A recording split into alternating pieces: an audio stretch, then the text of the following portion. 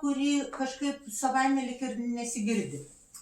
Nes paprastai mūsų kartos žmonės yra matomi kaip tie, kurie liktai taip visuomenė tyliai jam pasako, gal jūs taip jau biški pasitraukė ir jau leis kitiems gyventi. Bet ar iš tikrųjų mes neprarandame daug dalykų, kai mes tuos senus žmonės atstumėme ir nebūtinai, tarkime, dėl to paties, kad jie ten dirbtų ar kažkaip indėlį turėtų, bet ir dėl to, kad jie turėtų kažkokį bendravimą, padėti jiems bendrauti, nes iš tikrųjų labai daug senjorų yra ir labai smalsus, ir labai nori išmokti naujų dalykų, iš tikrųjų tikrai aplink mane visi labai domisi kompiuteriniam technologijom, vienaip ar kitaip mes visi bandomės įsisavinti, aš va čia mokausi programėlės daryti, tai man čia irgi didelis iššūkis. Tai ir dėl to šiandien kalbinu moterį, kuri jau prieš 6, kaip aš suprantu, metus pradėjo tokį labai gražų projektą, padėti visiems, visos Lietuvos senjorams kažkaip susitikti internetinėje erdvėje, ypatingai tikriausiai tas buvo gerai per COVID-ą, kada žmonės ypatingai jautėsi uždaryti ir likę vieni, bet dauguma, kaip dauguma, bet tikrai labai daug vyresnio amžiaus žmonių, pensininkų, kartais iš tikrųjų yra vieniši. Dėl to galimybė susitikti, kad ir internetinėje erdvėje, ten mokytis, paskaitų klausyti ir taip toliau, čia pati mūsų viešnia šiandien visą šitą plačiau papasakos. Tai man atrodo, kad yra labai puikus ir labai puikia idėja ir labai verta jungti.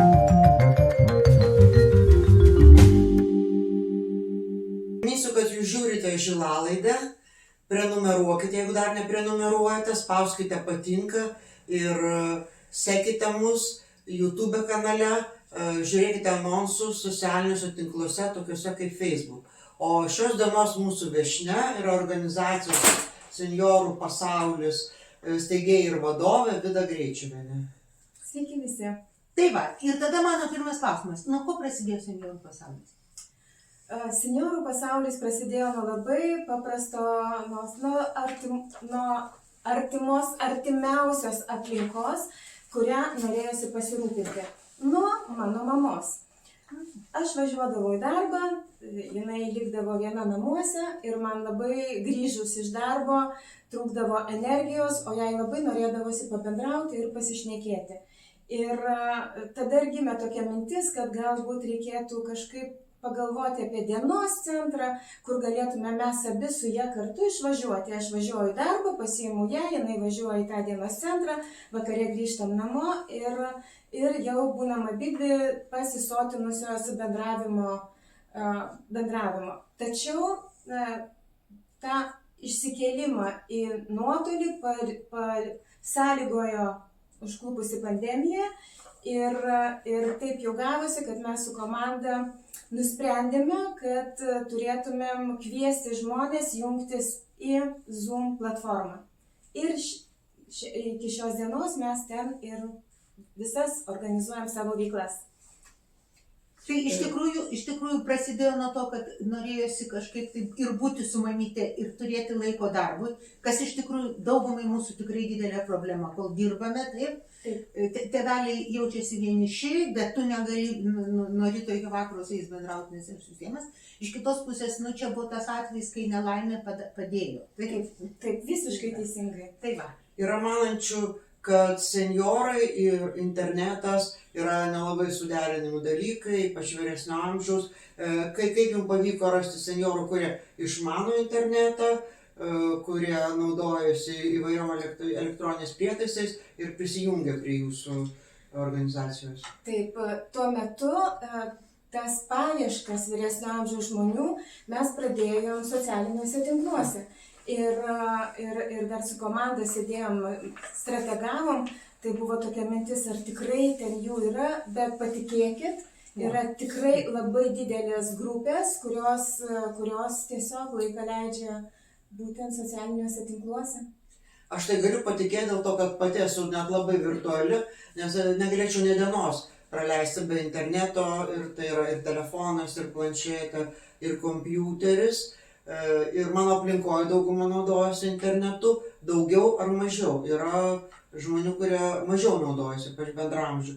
Bet yra tokių, kuriems tai vis dėlto yra problema ir nors mokymai būna dabar bibliotekose, senjorų organizacijose, vis viena to trūksta, to skaitmeninio raštingumo, vyresnio amžiaus trūksta.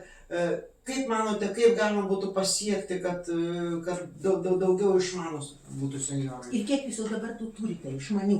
Taip, išmanių. Tai mes skaičiuojam tokiais 2 blokais. Tai vienas blokas yra mūsų naujienlaiškio prenumeratorių skaičius, tai mes jų turim 2200, o kuriems siunčiam informaciją apie mus, bet ten gali būti bet kas ir kartais man sako, tai Vida, ar jie čia senjorų pasaulio bendruomenė, tai aš sakau, aš negaliu atskirti, todėl kad mes neprašom amžiaus ir tikrai pagal šitą rodiklį mes neįsivertinam žmonių, kiek jau jam metų, nes senjorų pasaulis yra apie kartų bendradarbiavimą ir ten visiškai mums nėra svarbus žmogaus amžius, kiek jam metų, kokie yra rėžiai.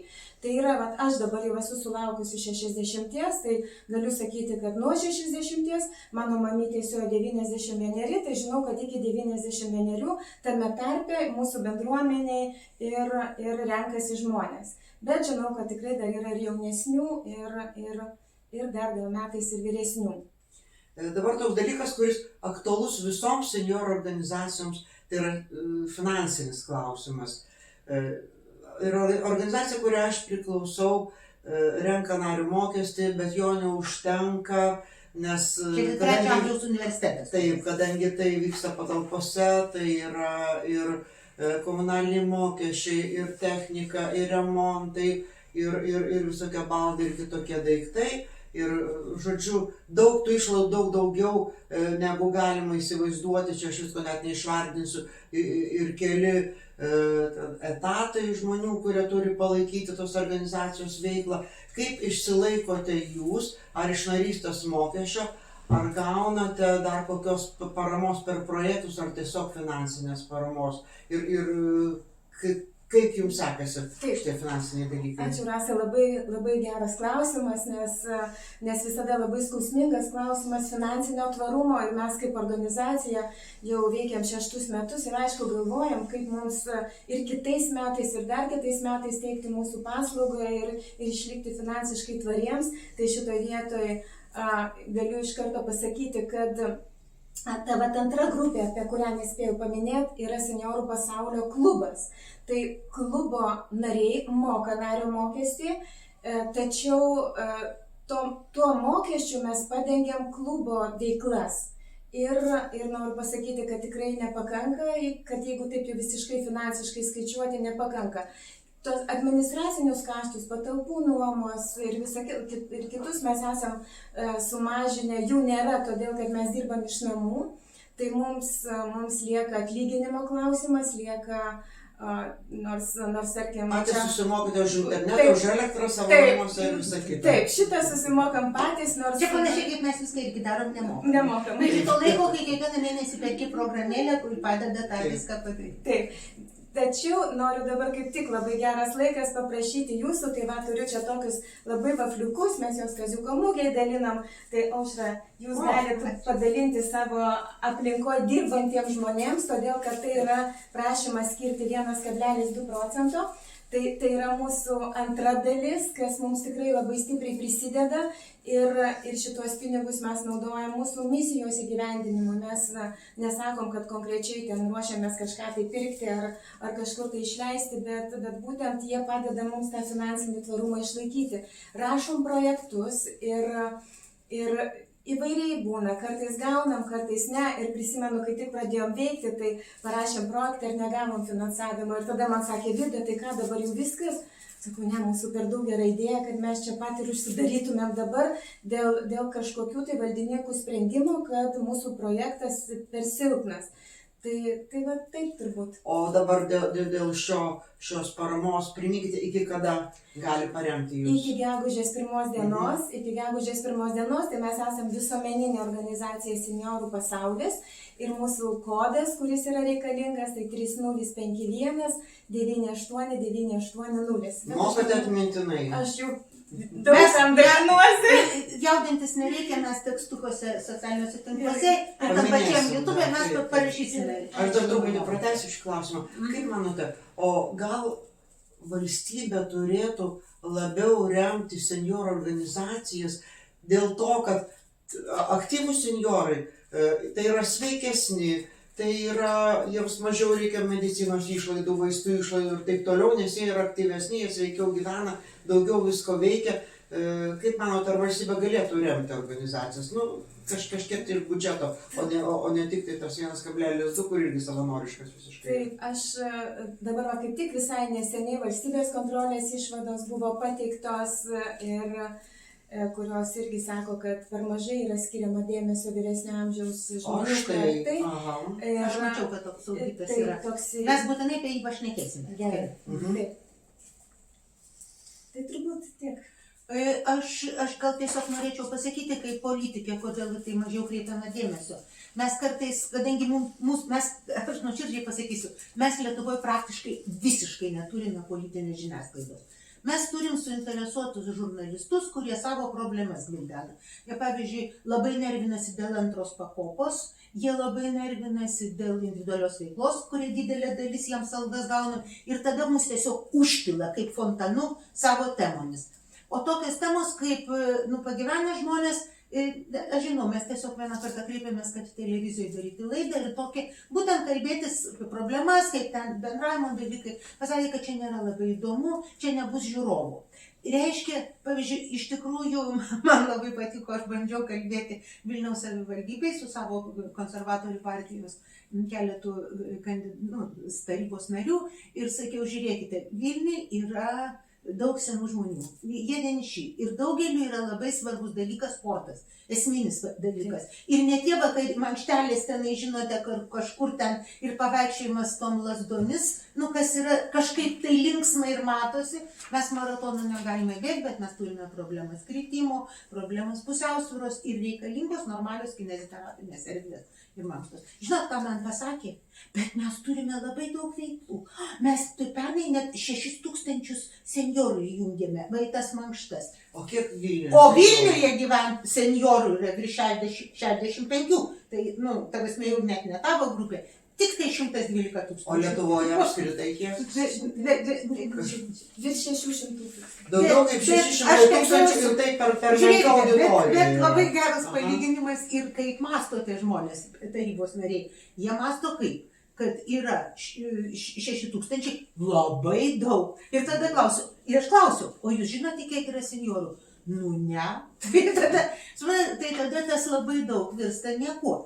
Ir tada, o jau kai tiesiai užduodi klausimą, o kiek yra galimybių vyresnio amžiaus žmonėms tiesiog dalyvauti pastovioje, toj sveikatinimo programai, tegul mokant, bet ne tiek, kiek kainuoja, tai mane žiūri labai keistai. Čia, pavyzdžiui, yra tas centras, kuris seniau vadinasi jaunimo ir moksleivių. Taip, visai netoli nuo šitos vietos. Tai aš jau 1,5 metų stoviu eilėj pakliūti į akvaerobiką. Bet man ištisai siunčia reklamas ir vėl vaikų stovykla, ir vėl vaikučiams kažkas. Tai labai gerai, bet vaikučiai dar turi mokyklą, vaikučiai tėvelius. O pensininkų Vilniuje iš tų 112 000 beveik 60% yra vieniši. Ir dažniausiai gyvena Žirmūnuose ir Antakalnyje, mes jau kalbėjome. Tai iš tikrųjų, ir tada aš galiu pasakyti, kodėl politikai nemato. Ir čia tikriausiai nepatiks ir mūsų žiūrovom. Todėl, kad niekas apie tai nekalba. Ta prasme, žurnalistam tai yra neįdomu, kažkaip labai mūsų žurnalistai tokie jauni, jie tiesiog be galo nesuvokia, kad pasaulis yra gerokai sudėtingesnis negu jų ambicijos ten ką nors gauti. Bet netgi keista ir LRT, kuris gyvena iš tų pačių pensininkų pinigų. Nepamirškime, kad LRT yra finansuojamas iš dalies PVM mokesčio. Praktiškai visi pensininkai būna labai šokiruoti, kai aš jiem pasakau, jūs esate vieni didžiausių procentualiai mokesčių mokėtojų Lietuvoje. Nes jūsų pensija, jeigu yra kokių 600-700, tai 21% jūs gražinate į biudžetą. Per bulkutes, kurias pirkot, duoną, šildyme, pieną ir visą kitą. Tai ir šita dalis lieka šone. Tai čia yra tie patys pensininkai, juos kažkaip taip, ne tai, kad išmokė, iš jų atimė tas. Tai mes labai norime keisti. Ir aš taip suprantu, kad ir jūsų organizacija tuo pačiu keičia tą nuostatą. Kad reikia vis dėlto tų politikų klausti, o kur aš dingau? Taip. Mes sprendžiam vienišumo problemą. ir kiekvieną veiklą vis galvodami pasimatuojam per tai, ar tai padės žmonėm labiau įsitraukti ir mažiau likti vienišiems. Bet Nuo vienišumo jausmo irgi priklauso sveikata. Bet Ar žiūrėkite. žmogus bus apatiškas, depresyvus, ar Taip, jisai bet aš- bendraus, bet aš- mokysis dar kažką. Bet veiks. aš noriu pasakyti, dabar jau čia yra grynai mano profesija. Pirmiausia, visuomenė turi suvokti, kad jinai yra ne jaunatviška ir ne senatviška. Ji yra visokia. Kokia yra. Ta, Taip. ne tai kokia yra, ji natūraliai visokia. Taip. Žmonės, kažkaip nemiršta jauni. Jeigu žmogui pasiseka, jis sulaukia senatvės. Čia yra Taip, pasisekimas. taip, taip. Nes pirmiausia, reikia jo sulaukti.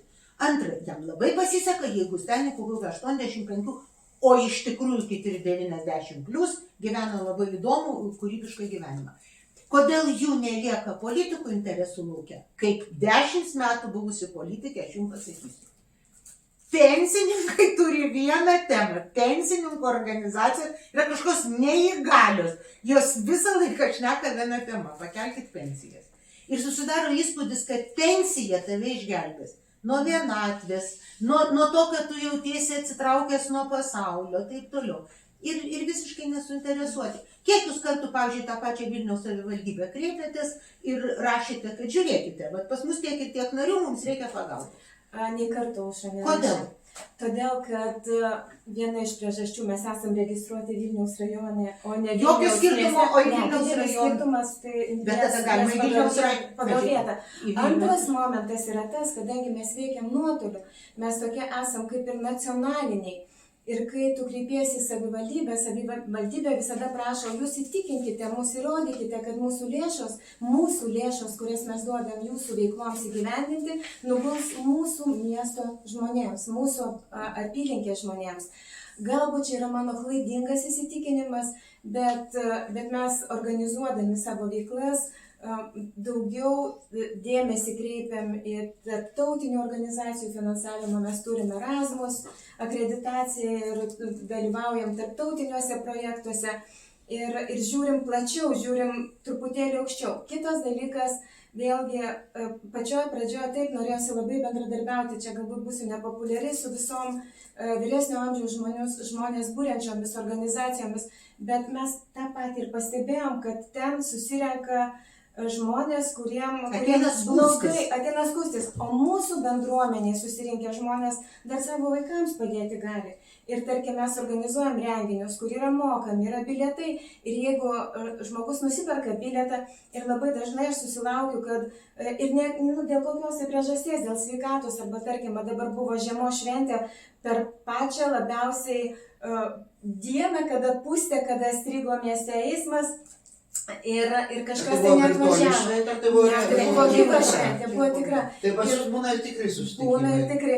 Ir neatvažiavo žmonės, tai jie man parašė, ne, kai lieka paramai. Tai arba galbūt ten, jeigu iš anksčiau susirga, ar kas sako, tai duokit tą bilietą, gal kažkas tai kitas sudalyvaus. Ir pas mus, mūsų bendruomenėje esantys žmonės, jie nepergyvena taip dėl tų finansinių problemų. Ir dar mėgsta sakyti, kad mus čia vieną kartą taip įvardino, kad sako, jūs tai kitokie.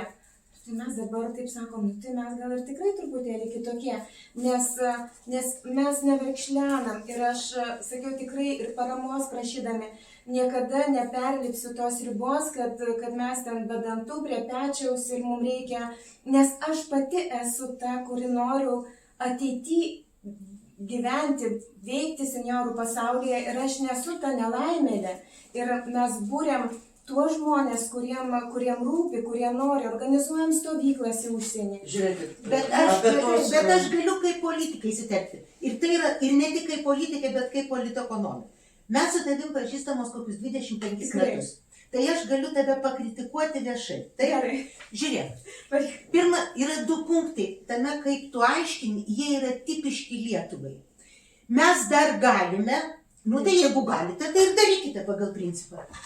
Čia pats savaime neteisingai suformuluota savo pozicija. Mes negalime, mes esame šitos visuomenės nariai. Ir kaip priklauso vienai grupiai pagalba, atseit biudžeto pinigai, ne pagalba ir ne parama, o skirta dalis, taip ir mums priklauso. Taip, ir mes tada jau darysime, ką mes norime. Nu, iš dalies tas 1,2 ir lyg tai į tą pusę eina, lyg tai mokesčius. Tik aišku, jūsų grupė ten gal tiesiogiai dauguma tų žmonių nebedirba. Bet antras dalykas yra nepaprastai labai apie Lietuvą ir jis yra labai blogas. Lietuviai visada sako, nu tai va, tai mes, o čia citata tavo, kad aš pradėjau šypsotis tavęs klausydamasi, mes einam aukščiau, mes prašom tarptautinių pagalbų. Žinote, mes prašom NATO, kad už mus kariautų, mes prašom ES, kad išlaikytų mūsų skurstančius ūkininkus su Lexusais, mes prašom visko, mes net paprašome žmonės, kurie sukūrė Lietuvą, mūsų karta ją sukūrė, taip nepriklausoma Lietuva.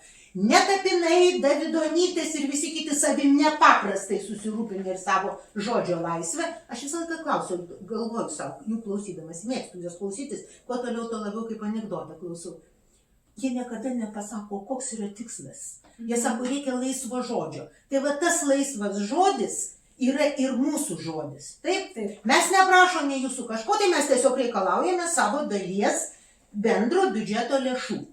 Yra pensija, kas yra dalykas susijęs su gyvenimu, su išsilaikymu, su mokėtais įmokom, bet visa visuomenė turi gauti savo dalį tų gėrybių.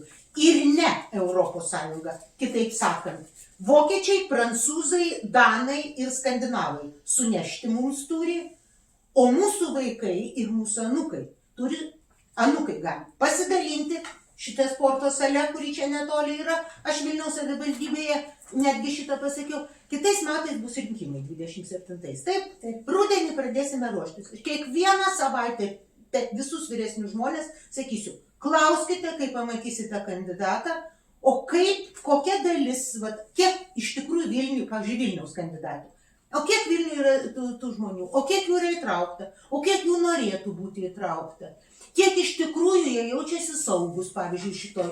Nes mūsų grupiai tikrai tas saugumas yra labai menkas. Aš, pavyzdžiui, nežinau, kaip jūs reaguojate. Mūsų laidelė pasidaro tokia truputį politinė, bet jinai tokia yra iš principo, nes kalbam apie finansus ir taip toliau. Kiek jūsų aplinkoj, aš visą laiką per radiją girdžiu reklamą, reiškia, buvo mokama. Vakar važiavau mašiną, tai kokius 3 kart papasakojo, ar jau susikrovė savo tą krepšį. Pirmiausia, vyresniam žmogui. Pirmiausia, stresas yra, kad tau lieka krautis. Antras dalykas, man, pavyzdžiui, stresas yra koks. Aš susikraut galiu finansiškai. Aš nelabai įsivaizduoju, kaip jeigu kas atsitiks, aš pasimsiu tą maišą ir nešiu. Aš tam neturiu fizinių jėgų. Tai dar aš priklausau tą jaunesnių grupiai, taip, ir aš dar sportuoju ir stengiuosi, bet yra ir nugaros problemos. Ir suprantat, ir čia jau, mes tai, ką renkame į politiką, jau staiga jiems nebe kažkaip čia netrodo problemos. Savivaldybė numes ant to, galų gale valstybė sako, tai paprašykite Briuselyje. Ir svarbiausia, kad Briuselis daug duoda, bet tada dar prie viso to sako, nepakankamai. Ciniškai. Kadangi mūsų viešnia iš seniorų pasaulio, tai norėtųsi sužinoti ir konkretesnį dalyką, kokiom tom veiklom užsiimate. Nes dabar mes taip aplinkų šnekam, Čia neaplinkų, čia tiesiogiai. Žiūrėkite, viena tų veiklų pagrindinių. Ir turėtų būti neverkimas, kad nėra pinigų, o tiesus reikalavimas politikų šitą klausimą pamatyti. Aš pavyzdžiui, kai mes kalbėjome, kad ir su 3 amžiaus universiteto rektorė, jinai labai gražiai pasakė, aš ten kreipiausi, kaip man atsakė, bet kreiptis reikia nuolat su momentu, kas yra svarbiausia. Aš esu lygiai toks pat narys šitos visuomenės, kodėl mus pamiršo, o mus pamiršo. Prisimena dėl pensijų. Taip, Aušra, būtų dar viena mums veiklos rytis. Prie visų kitų, prie viso to, ką mes darome. Tai ką mes veikiame. Mes turim seniorų pasaulio klube, turim 4 modulius, kuriuose mokom kalbų. O dabar kaip tik viena grupė yra išvažiavusi į Madridą, besimokančiųjų vizitui ir ten jie... Ispanų, kurie mokosi. Jie mokosi anglų. Ir išvažiavo į kalbų mokyklą, kurie ispanai irgi moko anglų ir kitų kalbų. Tai mokom kalbų. Tada turim sveikos gyvensenos modulį. Sveikos gyvensenos modulyje skatina mankštintis kiekvieną pirmadienį nuolat. Mums labai svarbu išlaikyti Jūs organizuojate mankštas virtualiai? Virtualiai. Kaip virtualiai, bet tai jos yra, žinote, yra du skirtumai, kada tu prisijungi ir pats vienas savo mankštiniesi. Ir yra skirtumas, kada tu prisijungi ir prisijungia grupė ir prisijungia trenerė. Bet svarbiausia trenerė. Trenerė, taip, ir kurią visi gėrina ir kuri visiems labai patinka, nes jinai kitą kartą ten pasako, man ten suskaudo petys ar panašiai, ir jinai tada tiesiog parenka tam tikrus pratimus. Ir jau jinai kelintus metus pas mus. Tai jai turbūt yra atsilyginama už darbą. Taip, jai atsilyginama už Taip, nes darbą. čia yra tikras sunkus darbas. Čia tikras sunkus darbas. Taip, tada mes skatinam vaikščioti. Mes turim paramą gavę išmok 15 programėlės. Mes kiekvieną mėnesį organizuojam iššūkius vis į kitą šalį. Ir tai susideda su to, kad, tarkime, dabar mes skaičiavom žingsnius į Mongoliją. Ir į Mongoliją yra 7 milijonai žingsnių ir mes jau apie 11 milijonų padarėm, tai nuėjom ir grįžtam atgal. Jau grįžtam ir turėsim gegužės 5 dieną, turėsim paskaitą. Čia reikia pasakyti, kad ėjimas vyksta virtualiai. Jis tiesiogiai Mongolijoje neatsiranda. Mongolijoje neatsiranda, bet mes vaikštom kiekvieną savo teritoriją. Bet pirmas sakinys skambėjo taip, mes einam į Mongoliją. Aš, pavyzdžiui, prisijungčiau laidelį ir klausiau. Mes einam atstumą, kuris yra Mongolijoje. Arba dar, kai rašau, tai aš rašau, mes skaičiuojame žingsnius į Mongoliją. Ir vis kiekvieną mėnesį, vis į kitą šalį, tai šita veikla turi ir kitą pusę, nes visada ieškom lektorių, kurie kaip motivacija, tai ko ten eiti, tai turim paskaitą būtent apie tą šalį, į kurią mes einam. Aš esu darius tokią paskaitą apie Taivaną. O kiek ten tų žydrų reikėjo? Mano galvoje 14 milijonų. 14 milijonų. Taip. Čia labai toliau. Taip, tada... Surinkot? Taip, surinkom. Tada dar nėra buvę taip, kad palaukit, o gal į Singapūrą buvo mažiau prisijungusių žmonių ir tada nesurinkom, bet tai buvo toks išskirtinis atvejis. Tada tai sveikatingumo modulį paminėjau, tai ten dar vyksta ir paskaitos sveikos gyvensenos, sveikos mitybos, bet jos jau nėra nuolatinės, o priklausomai apie miegą, priklausomai koks lektorius ateina pas mus ir ką nori papasakoti. Tada dar turim, aišku, informacinių technologijų modulis. Ir šiandien labai įdomią mintį tokią išgirdau, tokiam vienam susitikime apie skaitmeninį smalsumą. Ir sakiau, pradėsiu dabar apie tai kalbėti, nes ne tik skaitmeninis raštingumas, kas mums labai svarbu, nes, mokytis kaip ir nelabai įdomu, jeigu aš nekeliu savo mokytis dėl mokymosi, kai mes kalbam apie mokymosi visą gyvenimą, nelabai įdomu. O čia tas skaitmeninis smalsumas, kad tu išlaikytum, kad būtum nuolat toje besimokančioje aplinkoje ir nuolat tame besikeičiančiame pasaulyje. Mes turim dirbtinio intelekto pamokas ir šiandien vyko paskaita, tarkim, ryte apie kas auga Google miške su pavadinimu. Tokių ir ten pasako irgi, kaip nuotraukas galima Google Drive pasidėti arba su ten dokumentais dalintis ir panašiai. Mane išmokė. O mes mokom prisijungti. Čia noriu pasakyti, kad svarbus dalykas yra turėti motivaciją, kodėl tai rūpi. Labai svarbu, kad susikurtų. Noriu pasakyti, aš šią vieną dieną geriau kavą tokių bičiulių, ilgamečio bičiulių kompanijoje. Tai vienos naudojasi dirbtiniu intelektu, kitos mažiau naudojasi, viena visai nesinaudoja. Ir aš klausydama tos senų laikų bičiulės, kodėl nesinaudoja, jinai nemato priežasties. Ir kai mes pradėjome aiškinti, kad ir tam tinka, ir tam, ji tada liktai susidomėjo. Nes jai atrodo, kad jai nereikia jo. Tai kad būtų motyvas, kodėl reikalingas dirbtinis intelektas. Aš galiu šitoje vietoje, nes labai, manau... Apskritai, kam internetas reikalingas, virtualus bendravimas. Apie viską, ką mes darom ir ką mes šnekam, apie viską turim galvoti apie prasmę. Nes vyresniam amžiui, man kaip ir, aš jau turiu patirtį, aš daug ką esu patyręs ir man yra labai svarbus prasmės klausimas.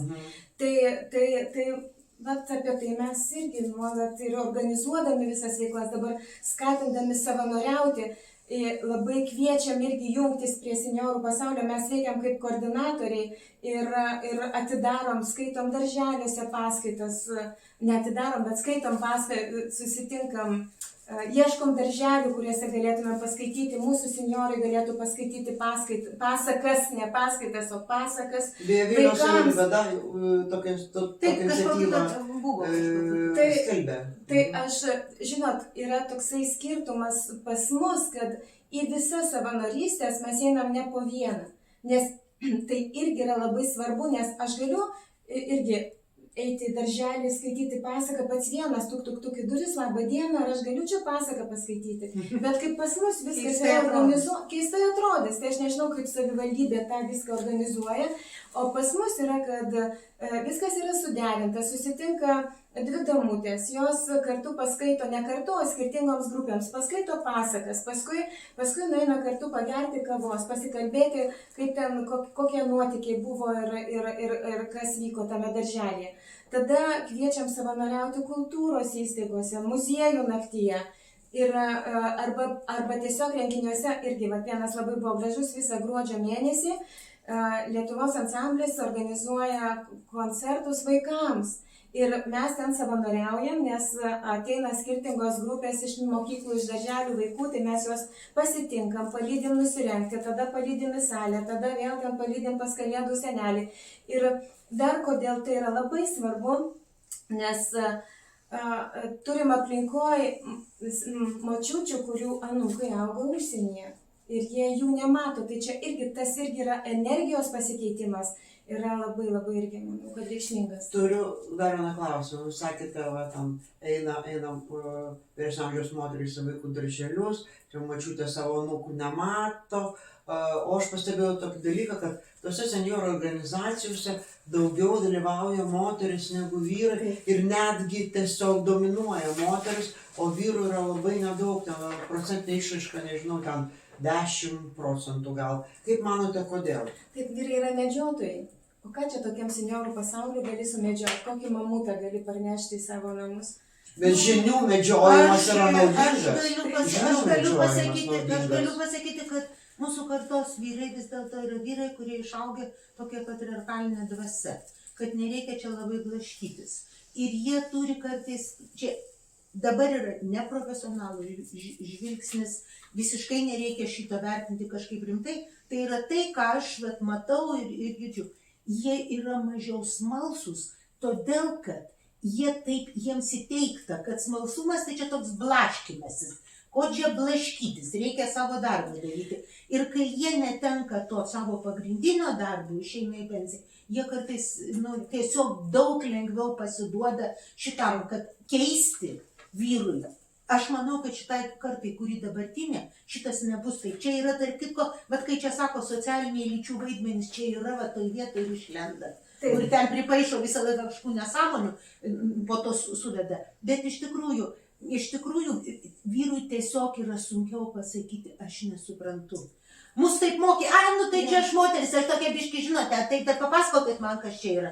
Aš netgi labai esu manipuliavusis gyvenime, nesuprasdavau, kaip ten tos ratus prisukti prie mašinos. Kitų, žinote, padarai tokias akis, žinote, aš čia gal jūs galite vyrai su malonumu tą ratą sukti. Kaip su vyrais pas jūs? Taip, tai noriu pasakyti, kad yra toks niuansas, kad jeigu jungiasi į paskaitas, tai dažniausiai, kai yra šeima, tarkim, turi tą narystę ar panašiai, tai jungiasi moteris ir vyras kažkur praeina pro šalį ir atsisėda kažkur, kad būtų nematomas. Žinau, kad dalyvauja paskaitose, bet tiesiogiai, arba mes organizuojam ir kontaktinius renginius, gyvus turim vasaros šventę, žiemos šventę, kur mes susitinkam ir kartu gyvai dalyvaujam. Tai ne visos moterys atsiveža savo vyrus, dažniausiai atvažiuoja vienos ir jos ten atvažiuoja atsipalaiduoti, atsipūsti, nes aš pagal savo vyrą žinau, kad jeigu aš jį kažkur pasiimu, tai tada man reikia galvoti, kad jis čia nenubodžiautų, kad jis čia jau vėl čia žiūri kažkaip, o jeigu aš viena, tai aš tada leidžiu savo skrajoti. Mūsų pokalbių einant į pabaigą, noriu paklausti, ką patartumėte senjorams, kad jie būtų aktyvesni, ir vyrai, ir moteris, ir kad jie domėtųsi internetu, kad norėtų ne tik gyvai, bet ir virtualiai bendrauti, ką patartumėte? Ir kodėl jie turėtų būti aktyvesni? Taip, pas mus yra taip, kad kartą paragavęs negali sustoti, nes pagal statistiką pas mus 85% žmonių tęsia narystę, prisijungia nuo 2002 metų, jie išlaiko tą narystę. Ir 2022. Ačiū labai. Ačiū Taip, labai už tiesiog pataisymą. Taip, aš, Natūralu mes.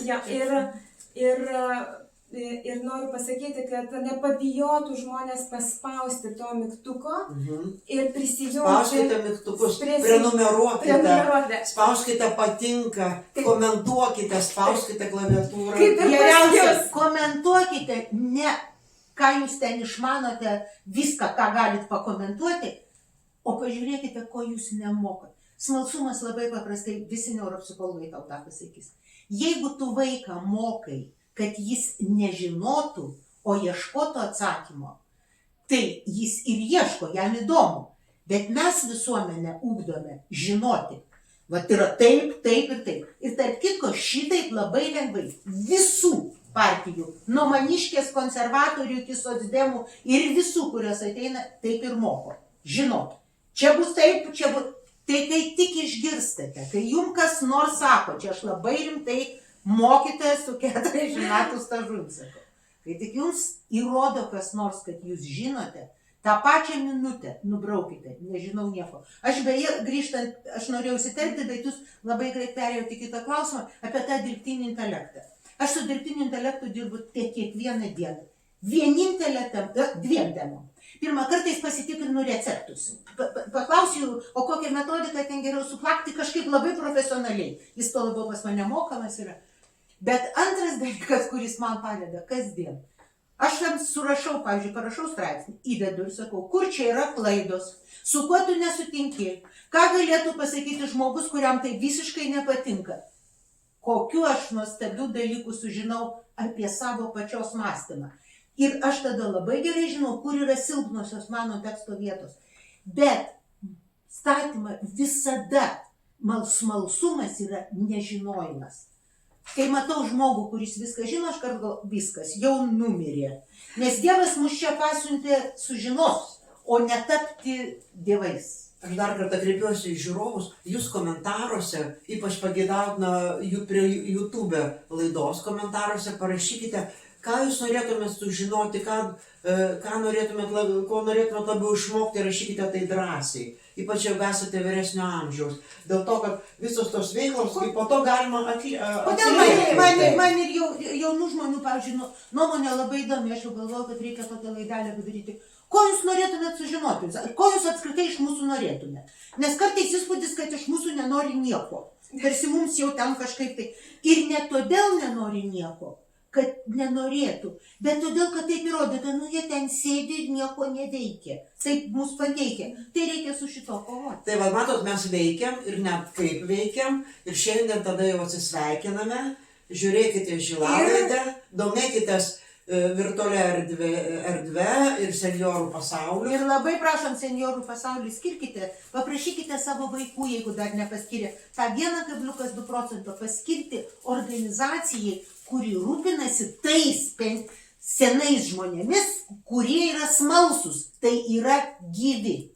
Nes kai jau nesmalsus, tai kaip ir jau ne, viskas. Taigi iki kitų susitikimų. Iki.